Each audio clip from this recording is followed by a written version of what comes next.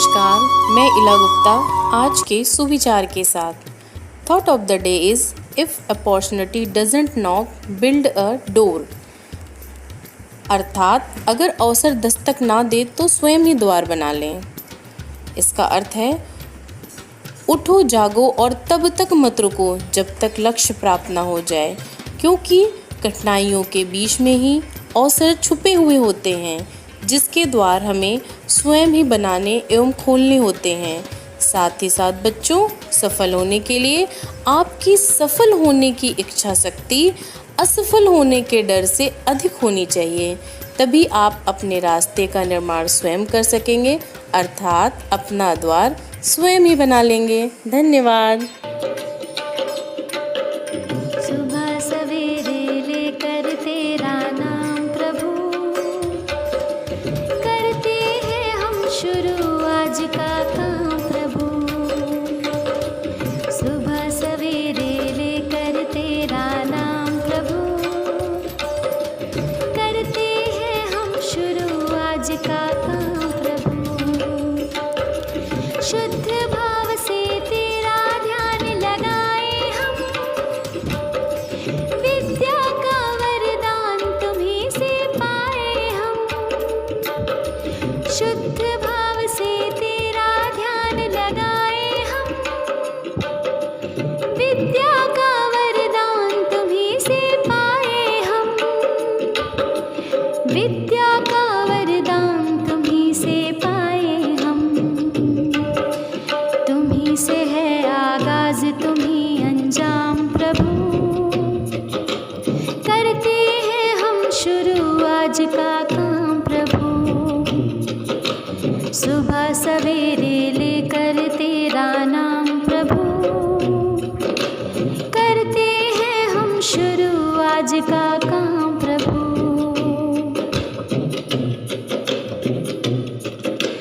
गुरुओं का सत्कार कभी ना भूले हम,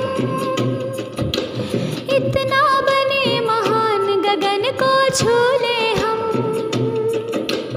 गुरुओं का सत्कार कभी ना भूले हम, इतना बने महान गगन को छू ले हम। इतना बने महान गगन को छू ले हम।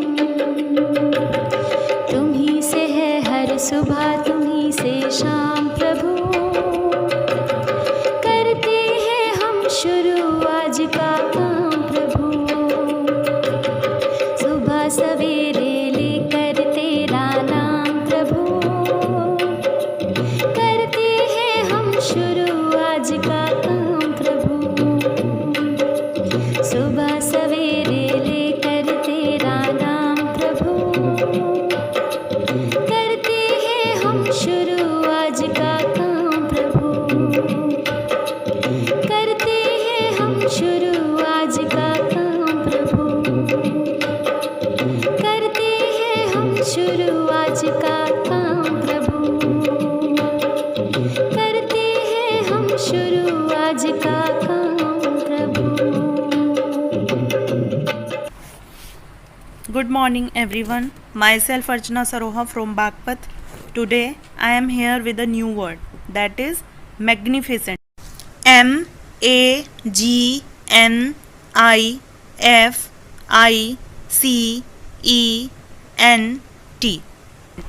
Magnificent means शानदार. Mission Abhyuday is giving a magnificent performance in basic education. नमस्कार, प्रस्तुत है आज की पहेली। आज की पहेली है 12 घोड़े 30 गाड़ी 365 करे सवारी। सोचिए इसका जवाब। जी हाँ, इसका उत्तर है साल, महीने, दिन। धन्यवाद। सुप्रभात, मैं मनीषा गर्ग मेरठ से एक बार फिर आज के इतिहास के साथ। 14 सितंबर सन 1917 में आज ही के दिन रूस आधिकारिक तौर पर गणराज्य घोषित हुआ। संविधान सभा ने लंबी चर्चा के बाद 14 सितंबर सन 1949 को हिंदी को भारत की राजभाषा स्वीकारा। इसके बाद संविधान में अनुच्छेद 343 से 351 तक राजभाषा के संबंध में व्यवस्था की गई। इसकी स्मृति को ताज़ा रखने के लिए 14 सितंबर का दिन प्रतिवर्ष हिंदी दिवस के रूप में मनाया जाता है। आज के लिए बस इतना ही, फिर मिलेंगे। धन्यवाद। आज का विशेष है विश्व बंधुत्व और क्षमा याचना दिवस। दुनिया के विभिन्न देशों में प्रतिवर्ष 14 सितंबर को यह दिवस गलत कार्यों को सुधारने के उपलक्ष्य में मनाया जाता है। माफ़ी मांगने में बड़ी शक्ति होती है, अर्थात इस शब्द को कह देने भर से शांति का अपने आप स्थापना हो जाती है। इस शब्द को कहने भर से दूरियां मिट जाती हैं और लोगों के मध्य मतभेद समाप्त हो जाते हैं।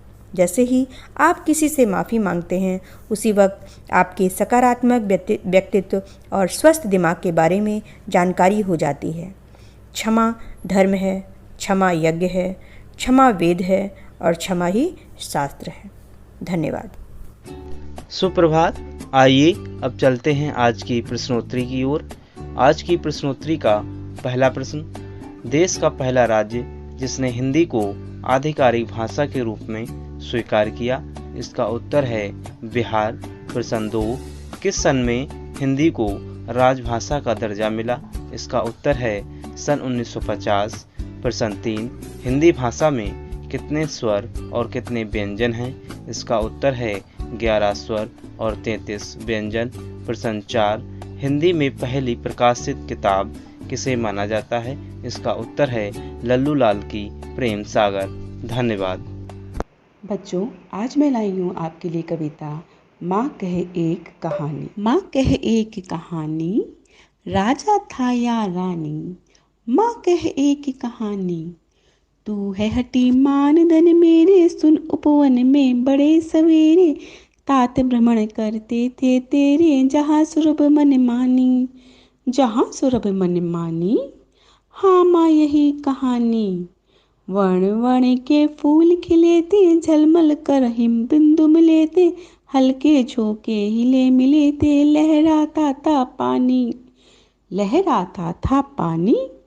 हाँ हाँ यही कहानी, गाते थे खग कल कल स्वर से, सहसा एक हंस ऊपर से गिरा, बिद होकर खरशर से हुई पक्ष की हानि, हुई पक्ष की हानि। करुणा भरी कहानी, चौक उन्होंने उसे उठाया, नया जन सा उसने पाया। इतने में आंखें टक आया, लक्ष्य सिद्ध का मानी, लक्ष्य सिद्ध का मानी। कोमल कठिन कहानी, मांगा उसने आहत पक्षी, तेरे तात किंतु थे रक्षी।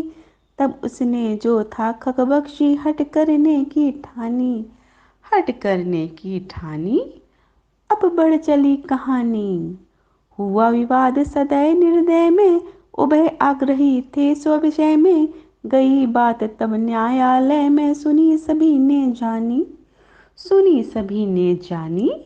व्यापक हुई कहानी, राहुल तू निर्णय कर इसका, न्याय पक्ष लेता है किसका।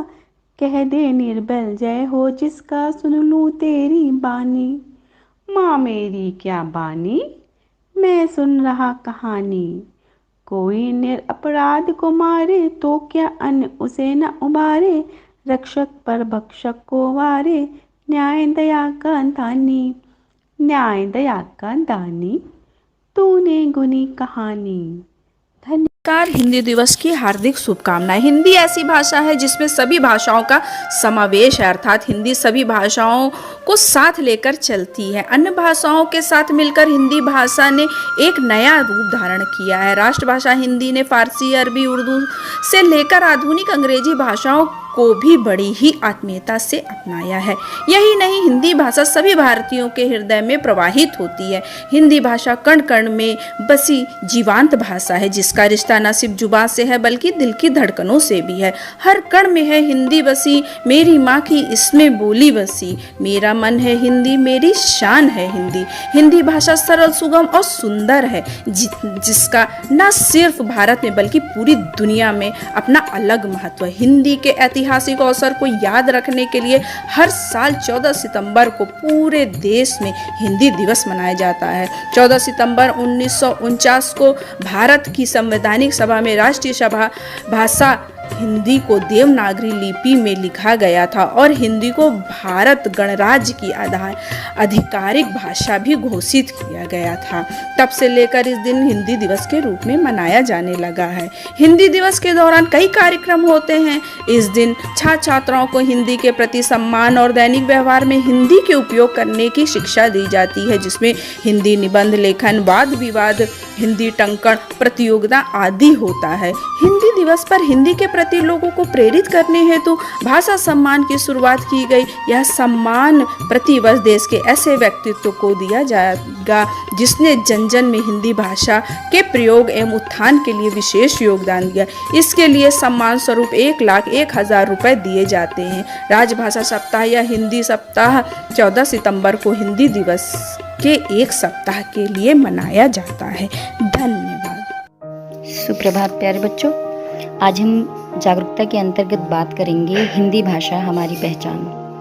प्यारे बच्चों, सबसे पहले हिंदी दिवस की आप सबको ढेरों शुभकामनाएं। हिंदी सिर्फ हमारी भाषा ही नहीं, हमारा अभिमान है, क्योंकि हिंदी में अपनापन है, संस्कार है, भावनाएं हैं। हिंदी ही तो हमारी पहचान है। जैसे कि हम सब जानते हैं कि हमारा देश एक बहुभाषी राष्ट्र है और हिंदी हमारे देश की राजभाषा है। देश की आज़ादी के बाद संविधान सभा ने एक मत से 14 सितंबर 1949 को ये निर्णय लिया कि हिंदी ही हमारे देश की राजभाषा होगी। सन 1953 में देश में 14 सितंबर को हिंदी दिवस के रूप में मनाए जाने का निर्णय लिया गया और आज हिंदी भाषा हम भारतीयों के दिलों में बसती है। हम गर्व से हिंदी बोलते व लिखते हैं। परंतु विगत कुछ वर्षों में हमारे ही देश में अंग्रेजी माध्यम स्कूलों की मांग बढ़ने के कारण ऐसे स्कूलों में पढ़ने वाले बच्चे हिंदी में पिछड़ रहे हैं। अगर देखा जाए तो उन्हें ठीक से हिंदी लिखनी व बोलनी भी नहीं आती। भारत भूमि में रहकर हिंदी को महत्व ना देकर विदेशी भाषा को महत्व देना देश में बड़े खेद की बात है। शिक्षा के बाजारीकरण में अंग्रेजी माध्यम स्कूलों में फलते फूलते अंग्रेजी भाषा के बाजार में हिंदी भाषी व्यक्ति को तो अनपढ़ तक समझ लिया जाता है। अंग्रेजी को शिक्षा का आधार बनाने का मतलब खुद अपने ही देश को विदेशियों के हाथों गुलाम बनाने जैसा है। गांधी जी के अनुसार विदेशी माध्यम का रोग बिना किसी देरी के तुरंत रोक देना चाहिए, क्योंकि मातृभाषा का स्थान कोई दूसरी भाषा नहीं ले सकती। आज के दिन 14 सितंबर को हिंदी दिवस मनाने का अर्थ है लुप्त हो रही हिंदी भाषा को जीवित रखने का एक प्रयास, क्योंकि हिंदी हमारे देश की संस्कृति और संस्कारों का प्रतिबिंब है। धन्यवाद। आइए देखते हैं आज की गतिविधि, जो कक्षा 2 के गणित विषय के लिए प्रेरणा लक्ष्य निर्धारित हैं। हमारी आज की गतिविधि इस पर आधारित है। तो बच्चों, आप तैयार हैं ना? चलिए, अब अपनी कॉपी में आप अपने सबसे अच्छे दोस्तों के नाम लिखिए। जितने भी आपके दोस्त हैं उनके सबके नाम लिखने हैं। लिख लिए होंगे। इन्हें लिखने के बाद आप इनको गिन लीजिए और गिन के इनकी संख्या को एक तरफ लिख लीजिए। अब क्या करना है, थोड़ी सी जगह छोड़िए कॉपी में और अब उनके नाम लिखिए जो आपके घर में रहते हैं, यानी आपके परिवार में कौन कौन आपके साथ रहते हैं, उन सभी के नाम लिखिए और इनके नाम भी लिखकर संख्याओं को गिनिए कि आपके घर में, आपके परिवार में कितने लोग आपके साथ रहते हैं। स्वयं को भी उसमें जोड़ लीजिए और ये संख्या भी लिख दीजिए। सभी शिक्षकों से अनुरोध है कि बच्चों से इस प्रकार से जुड़ें और ऐसे सवाल करें जो उनसे जुड़े हुए हों, और सवाल के दौरान छोटी छोटी संख्याओं में न सिर्फ कुल संख्या को उनसे पूछें, बल्कि यह भी जानने का प्रयास करें कि कितने ज़्यादा या कितने कम। ऐसी रोचक गतिविधियों के लिए जुड़े रहिए हमारे साथ। बहुत बहुत धन्यवाद।